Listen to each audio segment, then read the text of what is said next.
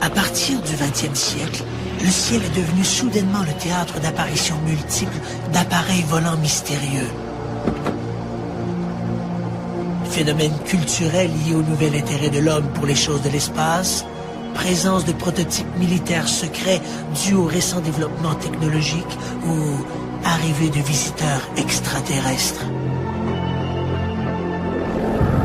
La réponse serait plus simple si des archéologues et des historiens n'avaient pas noté la représentation de tels phénomènes dans des œuvres datant de plusieurs siècles, voire plusieurs millénaires.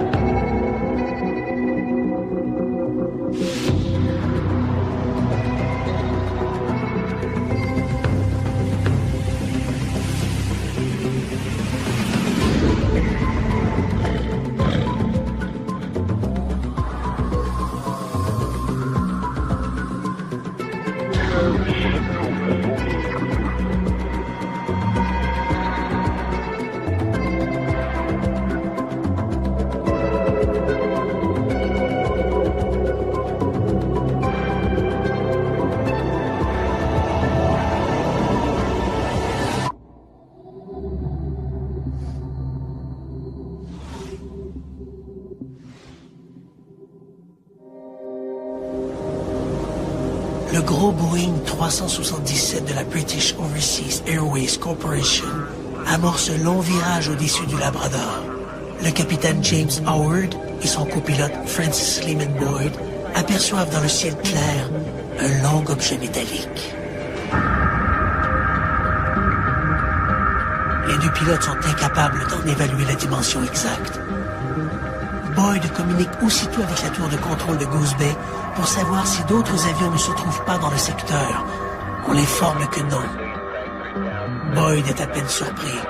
Pour lui, il est clair que cet objet, accompagné d'engins de plus petite dimension, ne sont pas de fabrication humaine, qu'il doit s'agir de ces mystérieuses soucoupes volantes dont la presse parle maintenant depuis quelques années. Il s'était toujours montré sceptique devant ces histoires de martiens, mais en cette soirée de 1954, il n'a plus aucun doute. Les soucoupes volantes existent.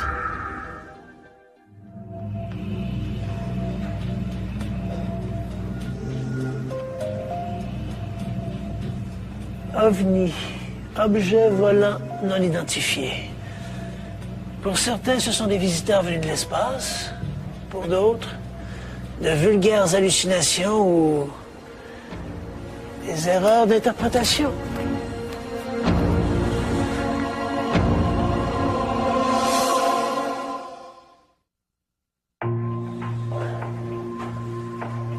Depuis toujours, les hommes ont rapporté avoir vu dans le ciel des phénomènes extraordinaires. Un papyrus faisant partie des annales royales du pharaon Thoutmôsis III parle d'un cercle de feu de 5 mètres de diamètre qui aurait traversé le ciel il y a 35 siècles. Dans la Bible, une étoile guide les 3 rois mages vers les lieux de la nativité du Christ. En août 1566, la Gazette de Bâle, en Suisse, rapporte que des sphères noires ont été aperçues se dirigeant à grande vitesse vers le Soleil. On a signalé la présence d'OVNI depuis toujours dans l'histoire. Au Canada, où nous avons fait la majorité de nos recherches, nous avons trouvé des documents historiques remontant aussi loin que 1663 ou 1662, où les missionnaires jésuites relatent des conversations avec les peuplades de ce qui allait devenir le Québec. Ils ont rapporté plusieurs faits intéressants, car ils maîtrisaient très bien des concepts scientifiques comme la géologie ou l'astronomie. À cette époque, dans l'une de leurs chroniques, ils rapportent avoir vu des serpents de feu, comme le disaient les indigènes avec qui ils vivaient. Et ces serpents de feu bougeaient dans le ciel de manière inexpliquée. Des boules de feu qui semblaient danser dans le firmament, et ils étaient incapables d'expliquer ce qu'ils avaient vu. Pour la plupart des scientifiques, ces récits fantastiques décrivent de manière imagée des phénomènes astronomiques bien connus, comètes, météorites, aurores boréales. L'ignorance des hommes de jadis pour ces manifestations célestes les ont amenés à imaginer une quincaillerie extraordinaire. Et l'avènement du siècle des Lumières n'a pas freiné ces récits. En 1897, les États-Unis sont survolés par d'étranges engins semblables à des dirigeables. Nous sommes pourtant 6 ans avant le célèbre vol des frères Wright. Personne n'expliquera jamais l'origine de ces mystérieux aéronefs.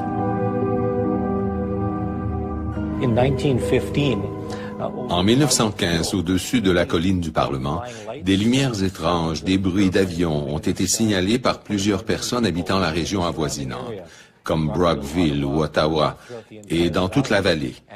Comme l'Europe était en guerre, on s'est mis à craindre d'être envahi, d'être en danger, de voir le Canada entraîné dans la guerre par une force d'invasion. Cela a causé une telle préoccupation auprès des autorités politiques, de l'armée et des forces de police, qu'on a décidé d'éteindre toutes les lumières de la colline parlementaire pour qu'elles ne deviennent pas la cible d'un quelconque envahisseur potentiel. Le 24 juin 1947, un pilote civil américain, Kenneth Arnold, raconte avoir observé 9 objets en forme de croissant alors qu'il survolait le mont Rainier dans l'État de Washington.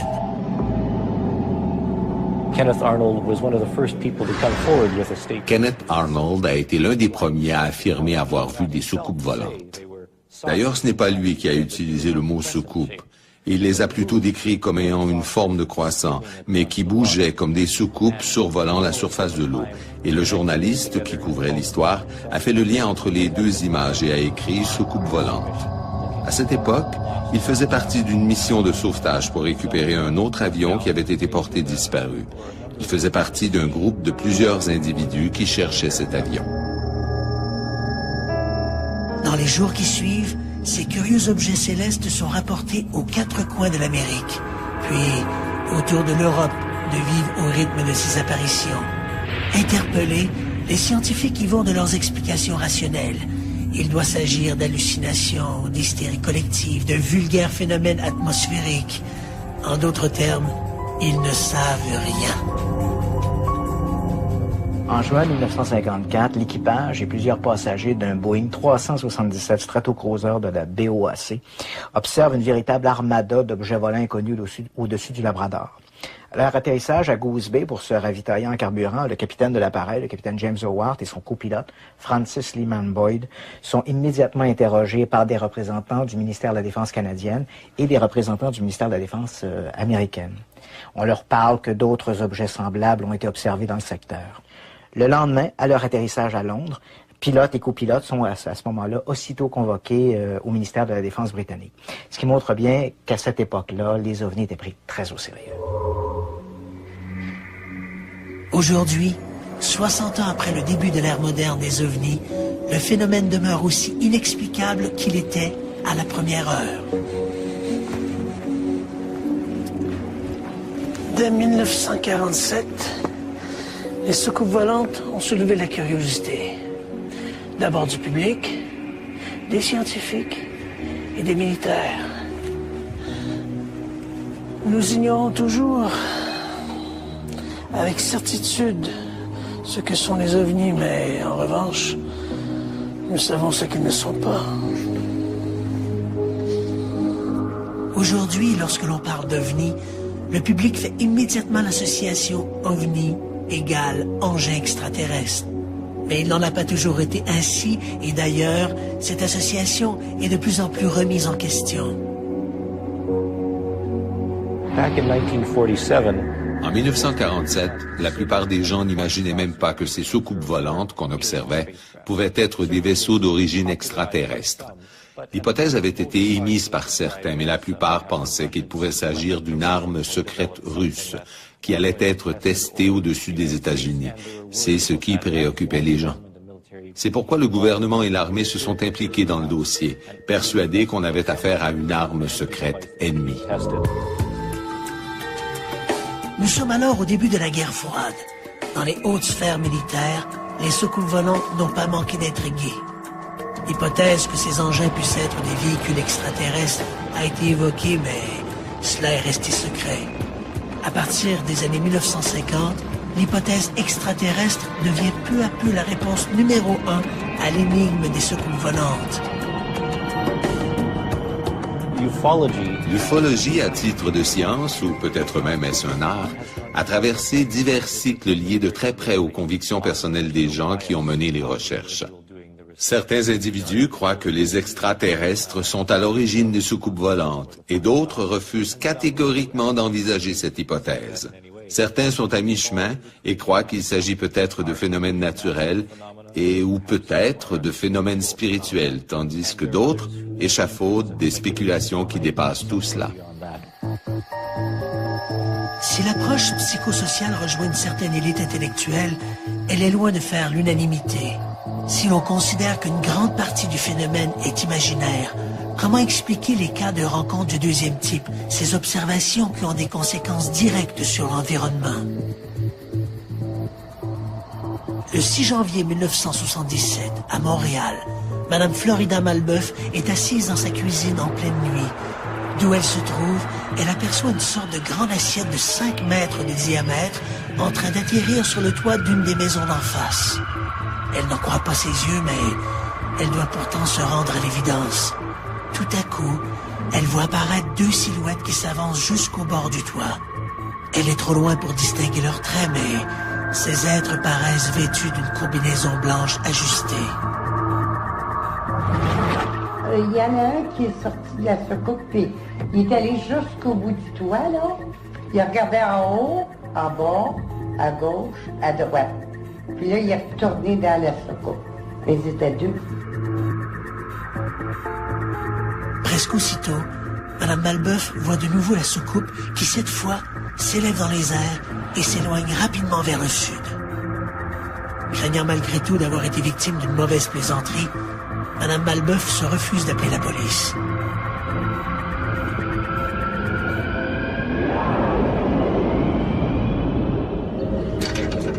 Le lendemain, elle confie son histoire à son fils André, qui décide de monter sur le toit en question. Malgré le froid, il y a un cercle de 6 mètres de diamètre où la neige a fondu. Et l'on informe la police qui refuse de se rendre sur place. En revanche, les journalistes se montrent plus réceptifs à son histoire. Lorsque j'ai rencontré André, il m'a dit qu'il avait été sur le toit avec le photographe, qu'ils avaient pris quelques photos et qu'il semblait y avoir des empreintes.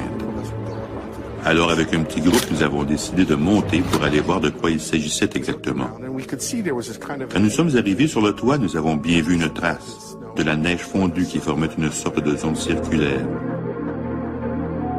En nous promenant, nous avons remarqué qu'il y avait des traces de petits pieds dans certaines zones. Alors nous avons découpé la glace, l'avons descendue et l'avons mise au frigo. Je ne me rappelle plus de ce qui est arrivé avec ça, mais nous avons fait des photos et pris des mesures pour nous en servir plus tard. Les empreintes de pieds ressemblent à des marques de chaussures. Chacune fait 16 cm de long par 4 cm de large. Je crois que le lendemain ou le surlendemain, je suis retourné avec un compteur Gégère. Il n'y avait aucune trace de radiation, pas de trace de produits chimiques dans la neige, rien d'étrange dans cette zone, sinon de la neige fondue qui révélait le passage de quelque chose de très chaud pour faire fondre la neige comme ça. Malgré l'enquête des ufologues, l'affaire Malbeuf ne sera jamais expliquée. C'est également une trace mystérieuse qui caractérise l'affaire de Sainte-Marie de Beaunoir. Le 20 novembre 1989, à l'aube, Yvan Loiseux est tiré de son sommeil par une lueur bleue qui illumine sa chambre. Il jette un coup d'œil à l'extérieur où il observe 4 grosses lumières rectangulaires qui se tiennent immobiles juste au-dessus de la maison de son voisin d'en face. Le phénomène dure un bref moment, puis, ensemble, les 4 lumières s'éteignent d'un coup. Mais voilà qu'elles réapparaissent bientôt avec la même intensité. Le témoin constate alors qu'elles se sont légèrement déplacées vers l'ouest. Les lumières referont cette séquence 3 fois avant de disparaître définitivement. Au même moment, Daniel Galarneau, qui habite la maison survolée par l'OVNI, est lui aussi réveillé par un bruit inhabituel. J'ai été réveillé dans un premier temps par un bruit, un buzz. Et je me suis levé, assis dans le lit plutôt, pour constater que partout dans la maison, c'était d'une couleur bleue, genre flamèche, sparks, néon. La luminosité était très forte à l'intérieur de la maison et avec le buzz qui a duré environ une douzaine de secondes, c'est ce qu'on se rappelle. Yvan Noiseux et Daniel Gallardo ne sont que deux des nombreux témoins à avoir observé ce matin-là des phénomènes lumineux au-dessus de Sainte-Marie-de-Monnoir, au sud-est de Montréal. On a constaté à l'arrière de la maison un cerne sur la terre adjacente à mon terrain, un rond parfait sur un terrain de foin qui n'est habituellement pas entretenu. Donc le foin était peut-être à une hauteur de 3-4 pieds de haut. Et là apparaissait un rond parfait où le gazon était complètement aplati. Le cercle mesure 20 mètres de diamètre et l'herbe qui s'y trouve a reverdi comme en été. Les témoins contactent la Gendarmerie royale du Canada qui dépêche le sergent Antonio D'Angelo sur place. Tout le gazon à l'extérieur, c'était comme du foin. Peut-être 1 pied d'auteur, jauni. Mais à l'intérieur, il était très vert. On a mesuré le sac, il était 65 pieds en diamètre. J'ai bien vérifié alentour, il n'y avait pas de traces de pieds qui avaient écrasé le gazon. Donc c'était vraiment ondulé, si on veut. On dirait que quelque chose qui est posé par-dessus comme un ventilateur. 9 semaines après les événements, des échantillons d'herbe et de sol sont acheminés au département des sols de l'Université Laval, où le docteur Jacques Debroux procède aux premières analyses. Ces résultats sont renversants. Comme conclusion, on peut tirer à partir des analyses que les échantillons, par exemple dans la matière végétale, prises à l'intérieur sont 2 fois plus élevés qu'à l'extérieur. Si on regarde par rapport à la chlorophylle, par exemple, c'est 10 fois plus concentré à l'intérieur du cercle qu'à l'extérieur. Et à l'azote, la même chose, 2 fois plus concentré à l'intérieur qu'à l'extérieur du cercle. Avec des échantillons qui ont été récoltés au cours de l'hiver, donc au mois de février, les sols sont en général gelés. Et je ne connais pas de phénomène qui pourrait amener à une mutation pareille quand on compare les résultats IN et les résultats odds. Moi, je comprends. Non. 9 mois après l'incident, une seconde analyse est effectuée sur de nouveaux échantillons. Les résultats indiquent encore des taux d'azote et de chlorophylle anormalement élevés. On note aussi sur le site une végétation tout à fait atypique au reste de l'environnement. La trace de Sainte-Marie-de-Monnoir restera visible très longtemps. Cette trace-là est demeurée apparente tout au moins un minimum de 3 ans, jusqu'à ce que les terres soient vendues à côté et qu'on commence à entretenir de façon régulière, à couper le gazon. Bien sûr, des incidents comme l'affaire Malbeuf ou Sainte-Marie-de-Monnoir ne nous forcent pas à accepter l'hypothèse extraterrestre. En mai 1967, l'armée canadienne charge le capitaine Paul Bisky d'enquêter sur une étrange histoire survenue dans le parc provincial de White Shell, au Manitoba, et impliquant un certain Stephen Michalak. Quelques jours plus tôt, en matinée, Stephen Michalak quitte son motel en bordure de l'autoroute transcanadienne. Canadien d'origine polonaise, Michalak est mécanicien pour une compagnie de Winnipeg, mais sa passion véritable est la prospection minière. En ce magnifique samedi matin, il compte marcher jusqu'à Falcon Lake pour y faire un peu d'exploration. En 1967, il a vécu une expérience remarquable. À l'heure du midi, dans un ciel bleu et limpide, il aperçoit 2 objets en forme de disque qui descendent du ciel. L'un reste en l'air, tandis que l'autre va se poser sur une roche plate non loin de lui. Pendant un moment, il observe la scène. Des lumières très vives sortent des ouvertures, et il croit entendre des voix en provenance d'une petite porte. Il s'approche, touche le flanc de l'appareil. L'engin est si chaud qu'il brûle son gant. Par la porte, il aperçoit des lumières qui clignotent. Puis subitement, la porte se referme. L'objet se met à tourner sur lui-même. et il se retrouve face à une sorte d'échappement d'où sort un jet de gaz brûlant qui met le feu à ses vêtements et le brûle sévèrement, des brûlures au 2e et 3e degré. Puis l'objet remonte. Finalement, il réussit à revenir à la civilisation, où il est traité à l'hôpital. Le cas sera étudié sérieusement par la Gendarmerie royale du Canada, par des enquêteurs civils, par plusieurs agences et même par l'armée de l'air des États-Unis. Dans le rapport qui sera remis à la commission d'enquête Condon, on a classé le cas comme inexpliqué, ce qui veut dire qu'il n'y a pas d'explication justifiant ce qui est arrivé. Mais l'affaire Michalak n'a pas que des supporters. Plusieurs enquêteurs croient que le prospecteur amateur aurait pu concocter toute l'affaire. Mais leurs arguments tiennent difficilement la route. Si l'on prétend qu'il s'agit d'un canular, alors il faut expliquer les autres phénomènes. Comment se serait-il brûlé de cette manière? Et les autres indices découverts sur le site, comme les radiations et les barres d'argent qui ont été retrouvées. C'est très difficile à expliquer, à moins que ce ne soit un canular très élaboré.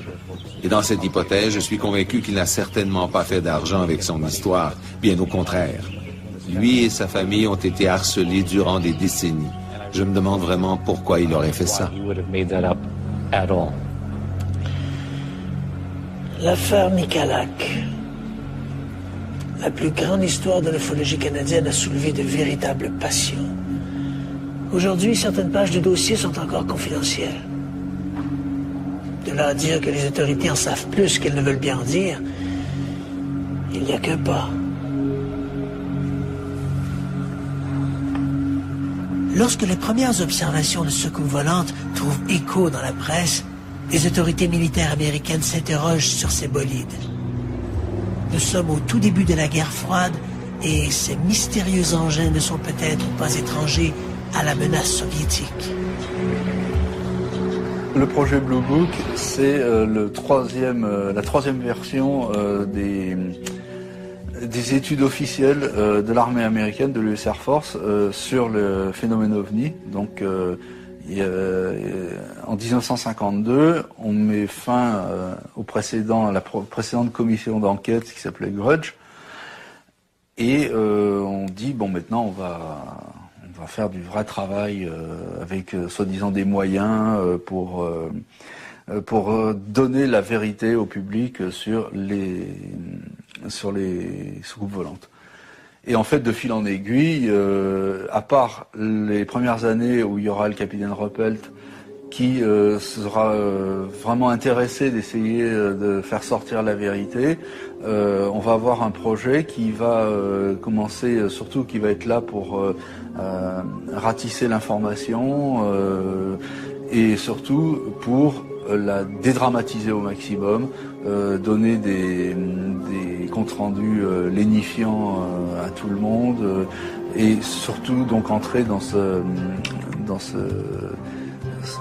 type de désinformation générale, disant qu'en fait quand on voit des ovnis, on a une hallucination. Il n'y a pas de problème, que ce soit vu par radar, par 25 000 personnes, non, c'est filmé, non, c'est un phénomène, ça n'existe pas.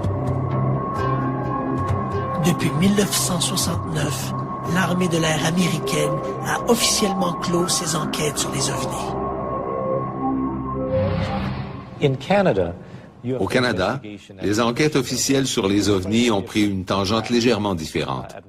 Vers les années 1950, nous avions une commission d'enquête appelée Project Magnet qui menait ses études au niveau de la sécurité nationale et qui était dirigée par un individu qui travaillait à l'intérieur même du département, mais qui disposait de très peu de budget. Quelques réunions ont eu lieu. Rien n'a jamais été très bien formulé. On y a impliqué le Conseil national de recherche et tout ça a abouti sous une autorité administrative appelée Project Second Story. Des études semblables se sont aussi tenues en France, en Angleterre, en Russie et dans une bonne demi-douzaine de pays sud-américains. Un simple coup d'œil sur ces nombreuses études montre que dans la plupart des cas, les autorités ont été aussi médusées que le public. On y apprend toutefois, et c'est peut-être là la véritable conspiration, qu'à défaut de comprendre ce qu'étaient les ovnis, certaines agences n'ont pas hésité à utiliser leur aura de mystère pour dissimuler des activités secrètes. En 1997, la CIA publie dans son journal interne Studies in Intelligence un article parlant du rôle de la CIA dans le domaine des ovnis entre 1947 et 1990. L'article est signé par Gerald Hines, qui est l'historien de la CIA. L'auteur y raconte que de très nombreuses observations d'ovnis colligées par l'armée de l'air américaine et considérées comme étant non identifiées étaient en réalité des vols d'essai de prototypes militaires américains comme l'avion espion U-2 ou le SR-71 Blackbird. On comprend que le U-2, à l'origine, avait un fuselage argenté, donc on comprend que pour un observateur au sol, cet objet volant plus haut et plus vite qu'un avion conventionnel ne pouvait être qu'un ovni, alors qu'en réalité, il s'agissait des essais d'un prototype top secret. En fait, Hines écrit que ces observations étaient si nombreuses qu'elles pourraient compter pour près de 50% des observations colligées par l'armée de l'air américaine et classées comme étant non identifiées entre le début des années 1960 et 1969, année de la fin des commissions d'enquête américaines sur les ovnis. Alors, si l'on accepte que ces manifestations soient attribuables à de véritables extraterrestres, que veulent-ils? Pour les partisans de cette option, la réponse est claire. Ils souhaiteraient faire de nous de véritables cobayes.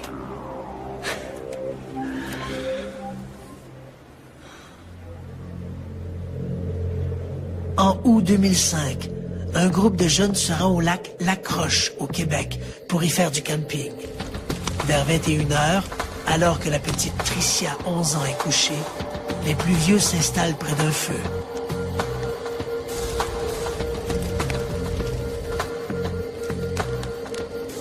Kathleen Delmar et son ami Stéphane Veillette observent une boule de lumière qui se promène au-dessus du lac. Puis arrivent de petites sphères bleues, rouges et jaunes qui se mettent à tourner au-dessus des témoins estomaqués. Mais plus on l'observait, plus ça bougeait. Puis, à un moment donné, j'ai vu comme la boule s'en venir complètement comme en arrière de nous dans le bois. Puis plus ça allait, plus que ça grossissait sur nous.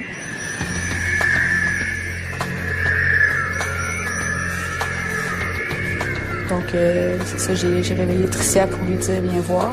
Puis, elle s'est levée. Comme qu'elle arrivait, c'était rendu trop gros, on a eu peur, on est rentré dans le camion. Le lendemain, ils retournent camper au même endroit et, comme la veille, Kathleen et Stéphane voient d'étranges sphères lumineuses au-dessus du lac. Dans les jours qui suivent, Kathleen contacte Mme Pauline Mongrain, bien connue dans la région pour son intérêt pour les ovnis. J'ai été quand même assez fascinée, puis assez surprise de tout ça. Parce qu'il y avait plusieurs éléments, plusieurs observations à tout ça, plusieurs... Donc, suite à ça, moi, j'avais dans... Là, je pouvais pas me rendre sur les lieux, dans un premier temps, parce que, bon, j'avais un parent qui était mourant. Sauf que le témoin me dit, écoute, moi, j'y retourne d'ici 2 jours. J'ai dit, d'accord. Il m'a dit, j'ai une série de photos. Je dis, amène-moi-les. On va essayer de faire développer ça, voir qu'est-ce que vous avez vu. J'ai fait développer la première série de photos qui s'est avérée, il n'y avait rien dessus. Il n'y avait absolument rien, c'était noir. Mais elle avait photographié avec un appareil 35 mm avec flash.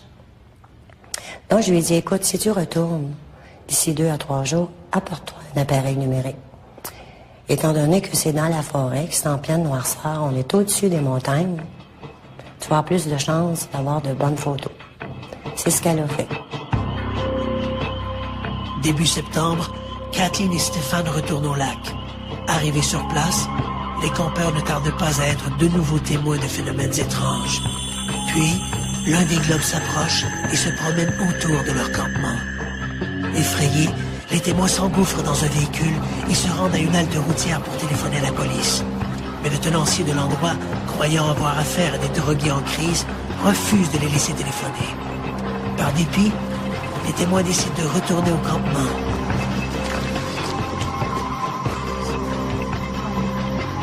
Sur la camionnette d'un des témoins, ils découvrent une substance blanche, comme de la poudre.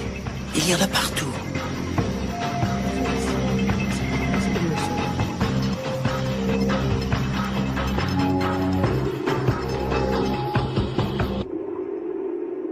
Le lendemain, alors qu'ils sont en direction de la Tuque, Kathleen et Stéphane sont suivis par une autopatrouille. On leur signifie bientôt de s'arrêter. L'un des policiers se dirige du côté de Kathleen et lui demande ses papiers. Un autre policier s'avance du côté passager et demande à Stéphane d'exhiber aussi des pièces d'identité. Il est alors 19h45. Kathleen se penche pour regarder le policier qui examine les papiers de Stéphane, mais l'agent placé à côté d'elle lui fait signe de ne pas détourner la tête. La jeune femme trouve les constables étranges. Les témoins disent que bon, les policiers sont habillés d'une façon étrange. Un habit à l'ancienne. C'était une vieille habit vraiment pas conforme à ceux qui ont de nos jours. Les yeux aussi, il y avait des yeux bridés, il y avait des grands yeux bridés. Puis, il y a les téléphones aussi qu'ils ont utilisés pour téléphoner, qui m'a surpris. C'était un gros appareil noir, vraiment ancien temps. Le gyrophare de leur voiture tourne aussi beaucoup plus vite que ceux des autopatrouilles conventionnelles. Lorsque le policier lui remet finalement ses papiers, l'horloge de la voiture marque 23 heures. 4 heures ont passé. Pourtant, Kathleen a l'impression qu'il ne s'est écoulé que quelques minutes. Plus étrange encore, juste avant l'interception policière, le couple s'était arrêté pour faire le plein d'essence. Or, à présent, le réservoir est vide. Elle est partie de la Tuque, il devait être à peu près 6h45 le soir.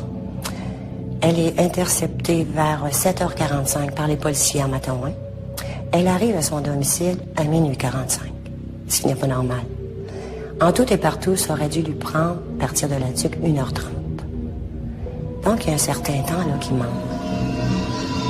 De plus en plus intrigués par cette histoire, les témoins contactent de nouveau Pauline Mongrain.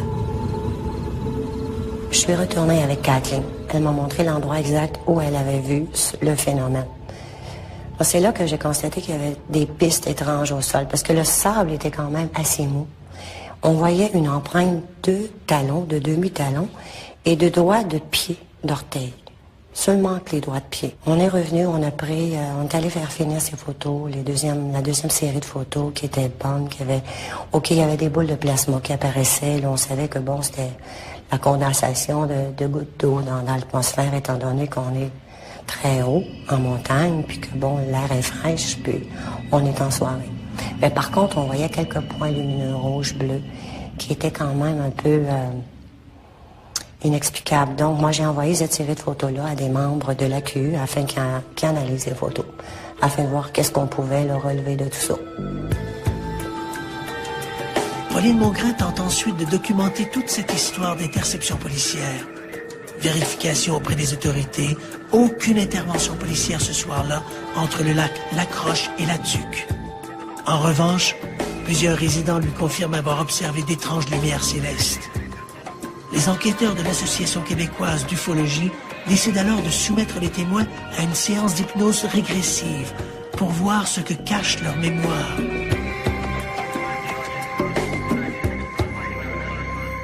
Tricia, lors de la première observation, parce que Tricia a quand même été très émerveillée par cette observation-là le premier soir, c'est-à-dire le 28 août. Elle m'a fait un croquis de ce qu'elle avait vu. Sa sœur Kathleen a fait un croquis, ça correspondait vraiment au même phénomène. Cette séance va mettre à jour un extraordinaire scénario. Kathleen et Tricia auraient toutes deux été enlevées et amenées à bord d'un ovni. Ces rapes se seraient produits apparemment à deux moments. Dès le premier soir pour Tricia et lors de l'intervention policière pour Kathleen. Je me voyais en premier lieu sur une table en stainless, comme déshabillée au complet, puis attachée. Puis j'avais froid. Puis je le ressentais vraiment quand que j'étais sous hypnose. Je lui racontais tout. Ensuite, il y a eu les deux personnes que je voyais pas très bien parce qu'il faisait noir, qui m'ont emmené dans une grande salle où c'était illuminé, les lumières, les ordinateurs, haute technologie, vraiment que l'imaginaire, là, en vrai. Puis, il y avait plus de personnes là qui me pointaient toutes du doigt puis qui me gardaient comme en élévation. J'étais dans le vide. Dans cette seconde pièce, Kathleen a tout le loisir de détailler ses personnages. Il s'agit en fait de créatures étranges qui n'ont rien d'humain. Taille moyenne, je dirais grands pieds, grandes mains, gris, avec des grands yeux, petite bouche qu'on voit quasiment pas. Puis la texture de leur peau, c'était comme mouillé, humide, comme tu voyais, c'était luisant un petit peu, là. Enlevé par des extraterrestres. Ça semble tout à fait ridicule. Pourtant, ce phénomène a pris de telles proportions qu'il est impossible aujourd'hui d'aborder la question des ovnis sans y consacrer un volet. Que faut-il croire? Que vaut l'hypnose dans ce genre d'affaires? Qui sont ces gens? Les cobayes d'un phénomène extraordinaire ou les victimes d'une hallucination, sinon d'un cauchemar? Depuis les années 1970, le phénomène des enlèvements extraterrestres domine tout le débat sur la question des ovnis. Et quand on y regarde de près, ces récits, dont les premiers remontent à la fin des années 1950, sont toujours à peu près les mêmes. C'est-à-dire que quelqu'un voyageant dans une région isolée observe un ovni, puis après le départ de l'ovni, il constate avec étonnement qu'une période variant de quelques minutes à quelques heures a apparemment été effacée de leur mémoire. Alors ils consultent et généralement, sous hypnose, vont se mettre à raconter une histoire extraordinaire à travers laquelle ils racontent qu'il a été amené à bord d'un ovni pour y subir toutes sortes de tests par des créatures venues de l'espace. En fait, c'est un récit qui, dans les grandes lignes, ressemble beaucoup au récit de Kathleen. Je suis très intrigué par le phénomène des enlèvements. D'une part, il me semble absurde que des créatures puissent venir dans des chambres et entraîner des individus à travers des murs pour les amener à bord de leur vaisseau. D'autre part, s'il nous est permis de spéculer, une des caractéristiques de l'étude d'une espèce par un anthropologue consiste justement à prendre un spécimen dans son environnement, à l'observer, puis à le retourner dans son milieu. En somme, ça correspond exactement à ce qu'on est en droit de s'attendre d'un anthropologue d'origine extraterrestre. Peut-être que la Terre fait l'objet d'un cours Anthropologie 101, dispensé dans une université martienne ou quelque chose du genre. Comme raisonnement spéculatif, c'est parfaitement valide. Mais la réalité ne prouve ça d'aucune manière.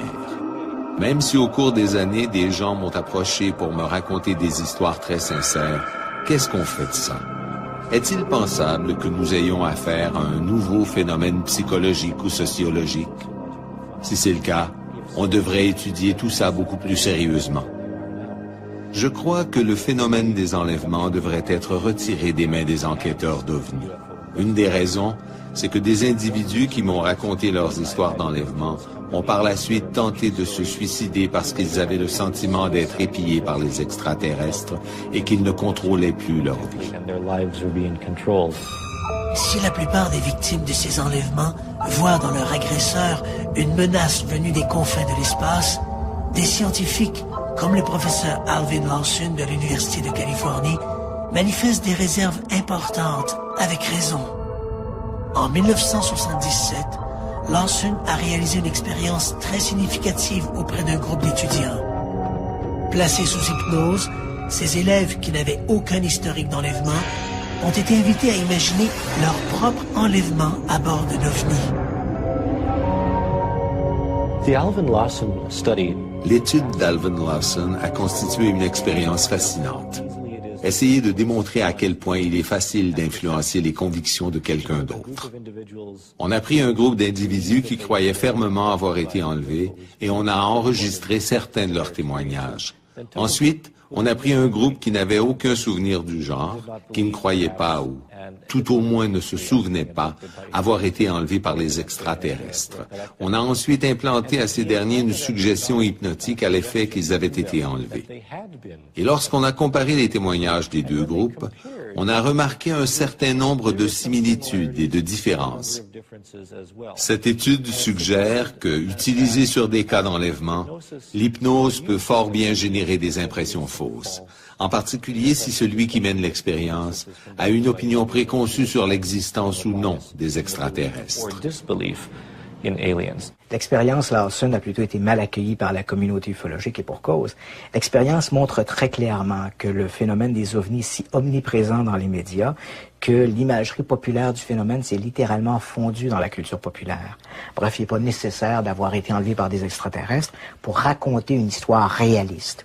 En fait, on pourrait dire que dans une société comme la nôtre où le multimédia est omniprésent, le phénomène des ovnis est partout. Personne ne peut plus prétendre ne rien connaître des ovnis, ne serait-ce qu'à la télévision ou au cinéma. Les extraterrestres sont partout, des publicités de McDonald's à des dessins animés comme les Simpsons, par exemple. Quant à l'utilisation de l'hypnose en tant que méthode d'investigation, celle-ci est de plus en plus remise en question. L'hypnose, contrairement à une idée largement répandue, n'est pas une méthode magique vers la vérité. De manière objective, il n'existe aucune méthode pour s'assurer de l'acuité des propos tenus par un sujet sous hypnose. Si vous croyez qu'une personne dit automatiquement la vérité parce qu'elle est dans un état d'hypnose, vous vous trompez, c'est faux. Quant aux autres victimes d'enlèvement, celles qui gardent un souvenir conscient de leur expérience, elles n'ont jamais apporté la moindre preuve de leur affirmation. Certains experts ont parlé d'implants étrangers, des GPS nouveau genre que les extraterrestres auraient implantés sur leurs victimes pour mieux les relocaliser au besoin. Un des éléments de preuve physique qu'on a utilisé pour tenter de prouver la réalité des enlèvements, ce sont les implants. De très petits objets sur les mains, les pieds, le dos, les épaules. Le témoin affirme qu'il n'était pas là avant qu'il ait le souvenir d'avoir été enlevé. Et dans les quelques cas où on les a retirés, ce sont de petits morceaux de métal, parfois du verre, parfois du bois, parfois des morceaux calcifiés. L'hypothèse est que les extraterrestres les surveillent à l'aide de ces outils. Le problème, c'est que comme ces témoins n'ont pas été radiographiés avant d'être enlevés, on n'a aucune idée quand et comment ces objets ont pu se retrouver là. Les apparitions d'ovnis alimentent les médias depuis 60 ans. Malheureusement, le sujet ne soulève que très peu d'intérêt dans les milieux académiques. Et c'est dommage, mais le sujet a si souvent été ridiculisé que de s'y intéresser équivaut à un véritable suicide professionnel.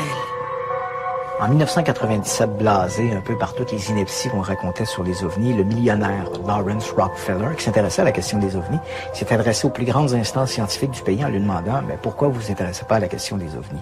Et les scientifiques ont donné une réponse relativement simple, parce qu'on n'est pas payé pour le faire. Alors on voit une réponse qui est somme toute banale, mais qui montre bien le problème de la recherche scientifique. Pas d'argent, pas de recherche. Alors Rockefeller a décidé d'intervenir et pendant 5 jours, donc du 29 septembre au 4 octobre 1997, il a payé contre rémunération des scientifiques pour participer à une sorte de panel dont l'objectif était de déterminer si oui ou non les ovnis représentaient un sujet d'intérêt scientifique. Et pour l'occasion, Rockefeller avait invité les plus grands spécialistes des ovnis à venir défendre devant ce comité scientifique leur meilleur dossier sur les ovnis. À l'issue de ces rencontres, les scientifiques réunis par Rockefeller, pour la plupart sceptiques à la question des ovnis, ont révisé leur point de vue. Tous ont reconnu que ces dossiers, sans prouver la réalité des visites extraterrestres, présentaient un nombre de faits inexplicables pour la science et, par ricochet, d'un intérêt certain. Un des résultats les plus intéressants de ce projet est que les scientifiques écoutaient les ufologues. Et tandis qu'on parlait des cas classiques, des cas les plus intéressants à être survenus, ceux qui sont le mieux documentés, les scientifiques n'étaient pas en désaccord et ils ne tentaient pas de nier. Ils étaient très intéressés par ce qui était rapporté. Et le simple fait qu'ils s'écoutaient les uns les autres et qu'ils n'étaient plus sur le terrain de l'affrontement a certainement été le résultat le plus intéressant.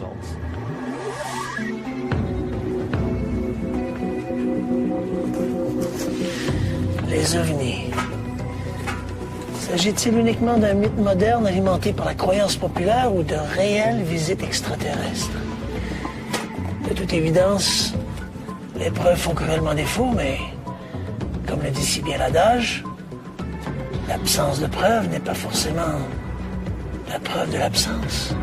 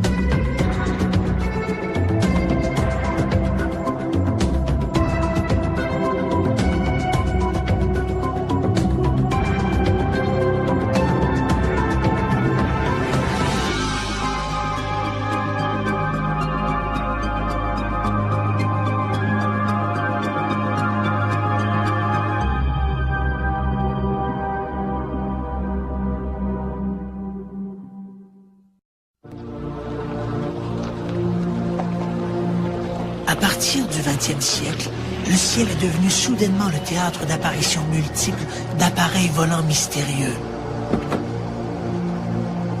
Phénomènes culturels liés au nouvel intérêt de l'homme pour les choses de l'espace, présence de prototypes militaires secrets dus au récent développement technologique ou arrivée de visiteurs extraterrestres. La réponse serait plus simple si des archéologues et des historiens n'avaient pas noté la représentation de tels phénomènes dans des œuvres datant de plusieurs siècles, voire plusieurs millénaires.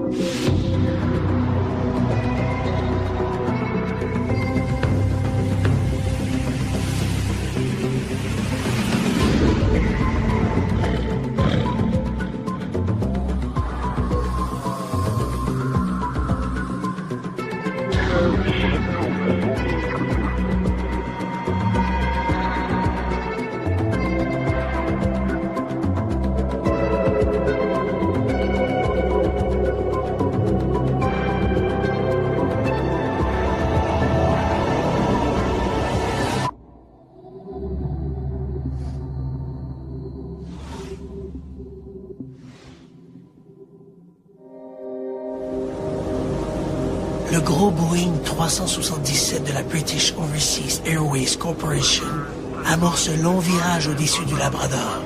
Le capitaine James Howard et son copilote Francis Lehman Boyd aperçoivent dans le ciel clair un long objet métallique.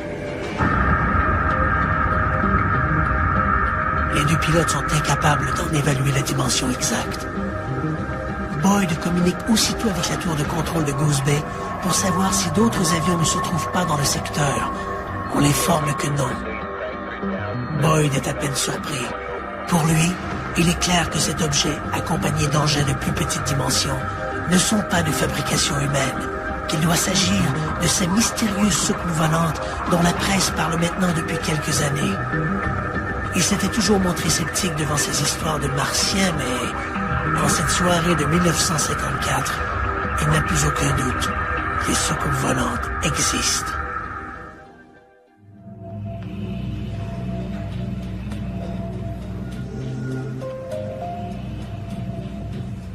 OVNI, objet volant non identifié. Pour certains, ce sont des visiteurs venus de l'espace. Pour d'autres, de vulgaires hallucinations ou des erreurs d'interprétation.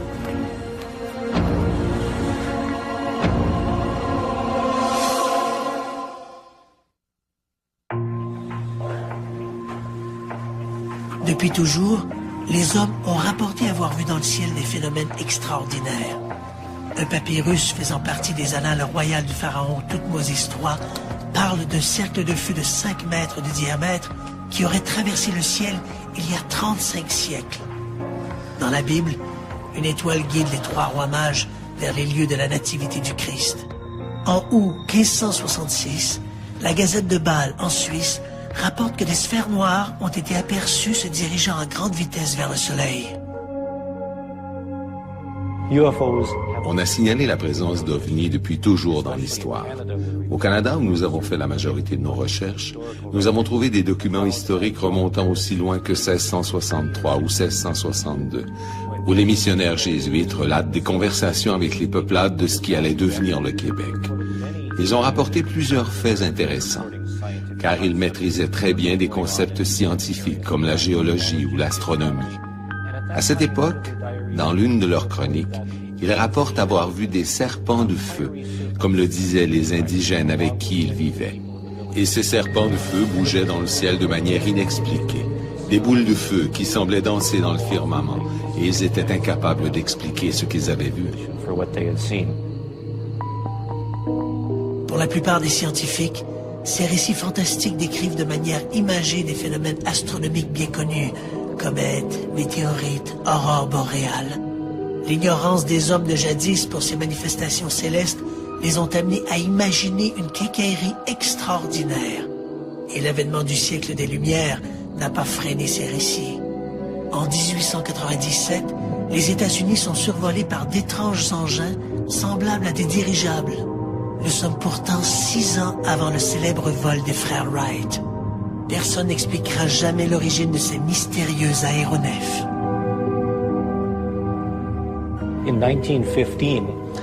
En 1915, au-dessus de la colline du Parlement, des lumières étranges, des bruits d'avions ont été signalés par plusieurs personnes habitant la région avoisinante, comme Brockville ou Ottawa, et dans toute la vallée.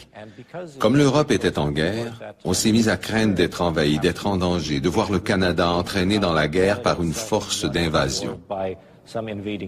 Cela a causé une telle préoccupation auprès des autorités politiques, de l'armée et des forces de police, qu'on a décidé d'éteindre toutes les lumières de la colline parlementaire pour qu'elles ne deviennent pas la cible d'un quelconque envahisseur potentiel. Le 24 juin 1947, un pilote civil américain, Kenneth Arnold, raconte avoir observé 9 objets en forme de croissant alors qu'il survolait le mont Rainier dans l'État de Washington.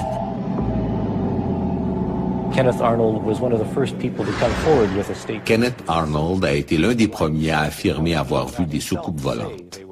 D'ailleurs, ce n'est pas lui qui a utilisé le mot soucoupe. Il les a plutôt décrits comme ayant une forme de croissant, mais qui bougeaient comme des soucoupes survolant la surface de l'eau. Et le journaliste qui couvrait l'histoire a fait le lien entre les deux images et a écrit « soucoupe volante ». À cette époque, il faisait partie d'une mission de sauvetage pour récupérer un autre avion qui avait été porté disparu. Il faisait partie d'un groupe de plusieurs individus qui cherchaient cet avion. Dans les jours qui suivent, ces curieux objets célestes sont rapportés aux 4 coins de l'Amérique, puis autour de l'Europe, de vivre au rythme de ces apparitions. Interpellés, les scientifiques y vont de leurs explications rationnelles. Il doit s'agir d'hallucinations, d'hystérie collective, de vulgaires phénomènes atmosphériques. En d'autres termes, ils ne savent rien. En juin 1954, l'équipage et plusieurs passagers d'un Boeing 377 Stratocruiser de la BOAC observent une véritable armada d'objets volants inconnus au-dessus du Labrador. À leur atterrissage à Goose Bay pour se ravitailler en carburant, le capitaine de l'appareil, le capitaine James Howard, et son copilote, Francis Lyman Boyd, sont immédiatement interrogés par des représentants du ministère de la Défense canadienne et des représentants du ministère de la Défense américaine. On leur parle que d'autres objets semblables ont été observés dans le secteur. Le lendemain, à leur atterrissage à Londres, pilotes et copilotes sont à ce moment-là aussitôt convoqués au ministère de la Défense britannique. Ce qui montre bien qu'à cette époque-là, les ovnis étaient pris très au sérieux. Aujourd'hui, 60 ans après le début de l'ère moderne des ovnis, le phénomène demeure aussi inexplicable qu'il était à la première heure. Dès 1947, les soucoupes volantes ont soulevé la curiosité. D'abord du public, des scientifiques et des militaires. Nous ignorons toujours avec certitude ce que sont les ovnis, mais en revanche, nous savons ce qu'ils ne sont pas. Aujourd'hui, lorsque l'on parle d'OVNI, le public fait immédiatement l'association OVNI égale engin extraterrestre. Mais il n'en a pas toujours été ainsi, et d'ailleurs, cette association est de plus en plus remise en question. En 1947, la plupart des gens n'imaginaient même pas que ces soucoupes volantes qu'on observait pouvaient être des vaisseaux d'origine extraterrestre. L'hypothèse avait été émise par certains, mais la plupart pensaient qu'il pouvait s'agir d'une arme secrète russe qui allait être testée au-dessus des États-Unis. C'est ce qui préoccupait les gens. C'est pourquoi le gouvernement et l'armée se sont impliqués dans le dossier, persuadés qu'on avait affaire à une arme secrète ennemie. Nous sommes alors au début de la guerre froide. Dans les hautes sphères militaires, les soucoupes volantes n'ont pas manqué d'être guets. L'hypothèse que ces engins puissent être des véhicules extraterrestres a été évoquée, mais cela est resté secret. À partir des années 1950, l'hypothèse extraterrestre devient peu à peu la réponse numéro 1 à l'énigme des soucoupes volantes. L'ufologie à titre de science, ou peut-être même est-ce un art, a traversé divers cycles liés de très près aux convictions personnelles des gens qui ont mené les recherches. Certains individus croient que les extraterrestres sont à l'origine des soucoupes volantes et d'autres refusent catégoriquement d'envisager cette hypothèse. Certains sont à mi-chemin et croient qu'il s'agit peut-être de phénomènes naturels et ou peut-être de phénomènes spirituels, tandis que d'autres échafaudent des spéculations qui dépassent tout cela. Si l'approche psychosociale rejoint une certaine élite intellectuelle, elle est loin de faire l'unanimité. Si l'on considère qu'une grande partie du phénomène est imaginaire, comment expliquer les cas de rencontres du deuxième type, ces observations qui ont des conséquences directes sur l'environnement? Le 6 janvier 1977, à Montréal, Madame Florida Malbeuf est assise dans sa cuisine en pleine nuit. D'où elle se trouve, elle aperçoit une sorte de grande assiette de 5 mètres de diamètre en train d'atterrir sur le toit d'une des maisons d'en face. Elle n'en croit pas ses yeux, mais elle doit pourtant se rendre à l'évidence. Tout à coup, elle voit apparaître 2 silhouettes qui s'avancent jusqu'au bord du toit. Elle est trop loin pour distinguer leurs traits, mais ces êtres paraissent vêtus d'une combinaison blanche ajustée. Il y en a un qui est sorti de la soucoupe, puis il est allé jusqu'au bout du toit, là. Il regardait en haut, en bas, à gauche, à droite. Puis là, il est retourné dans la soucoupe. Mais ils étaient 2.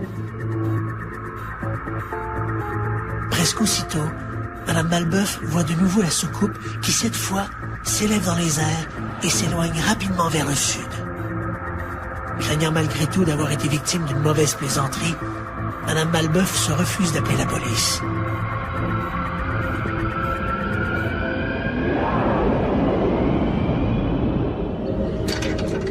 Le lendemain, elle confie son histoire à son fils André, qui décide de monter sur le toit en question. Malgré le froid, il y a un cercle de 6 mètres de diamètre où la neige a fondu. Et l'on informe la police qui refuse de se rendre sur place. En revanche, les journalistes se montrent plus réceptifs à son histoire. Lorsque j'ai rencontré André, il m'a dit qu'il avait été sur le toit avec le photographe, qu'ils avaient pris quelques photos et qu'il semblait y avoir des empreintes. Alors, avec un petit groupe, nous avons décidé de monter pour aller voir de quoi il s'agissait exactement. Quand nous sommes arrivés sur le toit, nous avons bien vu une trace, de la neige fondue qui formait une sorte de zone circulaire. En nous promenant, nous avons remarqué qu'il y avait des traces de petits pieds dans certaines zones. Alors nous avons découpé la glace, l'avons descendue et l'avons mise au frigo. Je ne me rappelle plus de ce qui est arrivé avec ça, mais nous avons fait des photos et pris des mesures pour nous en servir plus tard. Les empreintes de pieds ressemblent à des marques de chaussures.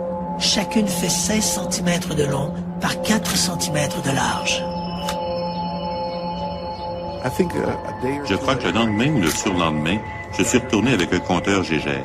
Il n'y avait aucune trace de radiation, pas de trace de produits chimiques dans la neige, rien d'étrange dans cette zone, sinon de la neige fondue qui révélait le passage de quelque chose de très chaud pour faire fondre la neige comme ça.